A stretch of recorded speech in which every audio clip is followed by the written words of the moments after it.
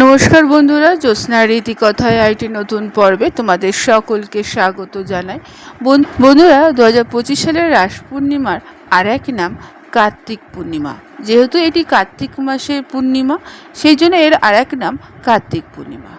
কার্তিক পূর্ণিমায় ত্রিপুরাসুর বধ করেছিলেন স্বয়ং শিব। এই তিথিতে উপবাস করা উচিত। এর পাশাপাশি শিব ও বিষ্ণুর পুজো করলে শুভ ফলও পাওয়া যায়। শাস্ত্রমতে কার্তিক পূর্ণিমায় পুজোর পর ব্রতপাঠ করা খুবই সুফলদায়ক।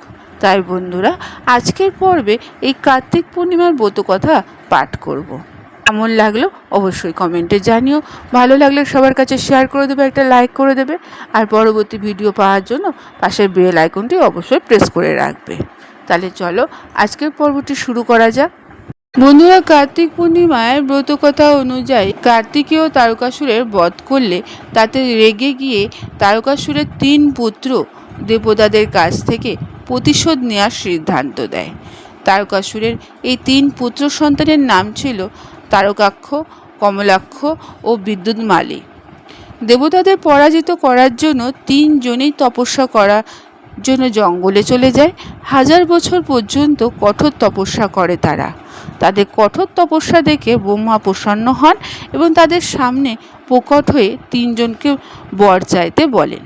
তারা ব্রহ্মার কাছ থেকে অমরত্বের আশীর্বাদ চান। তাদের এই কথা শুনে ব্রহ্মা বলে, আমি তোমাদের অমরত্বের আশীর্বাদ দিতে পারবো না। তোমরা এমন কোনো শর্ত সাপেক্ষ আশীর্বাদ চাও যার পূর্ণ না করার পর্যন্ত তোমাদের মৃত্যু সম্ভব নয়।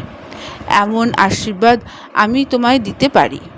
ব্রহ্মার কথা শুনে 3 জনে চিন্তাভাবনা করে ব্রহ্মার কাছে আশীর্বাদ চায় যে, হে প্রভু, আপনি আমাদের 3 জনের জন্য 3টি নক্ষত্রের 3টি নগর নির্মাণ করুন। সে 3টি নক্ষত্র অর্থাৎ নগর যখন অভিজিৎ নক্ষত্রে একই সারিতে আসবে, তখনই সেই সময় কোনো ব্যক্তি অত্যন্ত শান্ত অবস্থায় আমাদের বধ করতে পারবে। তখন আমাদের মৃত্যু হবে। আমাদের বধ করার জন্য সেই ব্যক্তিকে এমন রথ ও বাণের প্রয়োজন হবে যার নির্মাণ করা অত্যন্ত অসম্ভব। শুধুমাত্র তখনই আমাদের মৃত্যু হবে। তাদের এই ইচ্ছা শুনে ব্রহ্মা বলে, তথাস্তু, তোমাদের ইচ্ছা অনুযায়ী সব হবে। 3 অসুরকে দেওয়া আশীর্বাদ অনুযায়ী ব্রহ্মা 3টি নক্ষত্রে 3টি নগর নির্মাণ করার আদেশ দেন বিশ্বকর্মাকে। বিশ্বকর্মা তারকাক্ষের জন্য স্বর্ণপুরী, কমলাক্ষের জন্য রজতপুরী ও বিদ্যুৎমালীর জন্য লৌহপুরী নির্মাণ করেন। ব্রহ্মার আশীর্বাদ পাওয়ার পর 3 অসুর প্রসন্ন খুবই হয়। তারপর সমস্ত লোকে আতঙ্ক ছড়ানো শুরু করে। 3 অসুরকে একসঙ্গে ত্রিপুরাসুর বলা হয়। ত্রিপুরাসুর যেখানে যেত সেখানেই ঋষিদের কষ্ট দিত। দেবতাদেরও দেবলোক থেকে প্রতারিত করে তারা। ত্রিপুরাসুরের আতঙ্কে ত্রস্ত হয়ে তাদের পরাজিত করার জন্য সমস্ত দেবতা একত্রিত হন। সকলে নিজের সর্বশক্তি প্রয়োগ করেও ত্রিপুরাসুরকে পরাজিত করতে পারে না। অবশেষে সমস্ত দেবতারা শিবের শরণাপন্ন হন। কৈলাসে গিয়ে শিবকে সম্পূর্ণ বৃত্তান্ত দেন।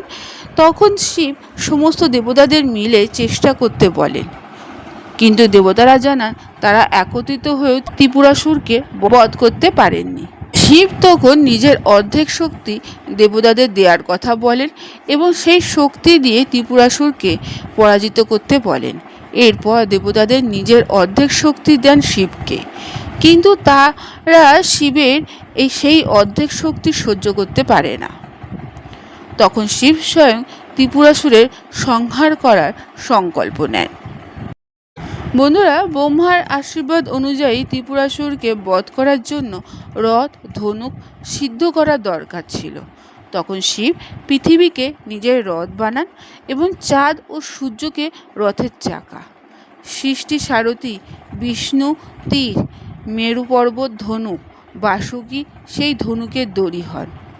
সমস্ত দেবতারা নিজের শক্তি দিয়ে সেই রথ সামলে নেন। এইভাবে এক অসম্ভব রথ তৈরি হয় এবং তা সিদ্ধ হয়। কিন্তু শিব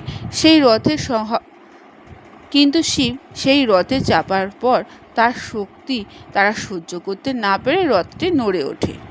তখন বিষ্ণু বিষস্বরূপে সেই রথের সঙ্গে যুক্ত হন। ঘোড়া বৃষ পিঠে সওয়ার হয়ে শিব সেই অসুরের নগরগুলি দেখেন।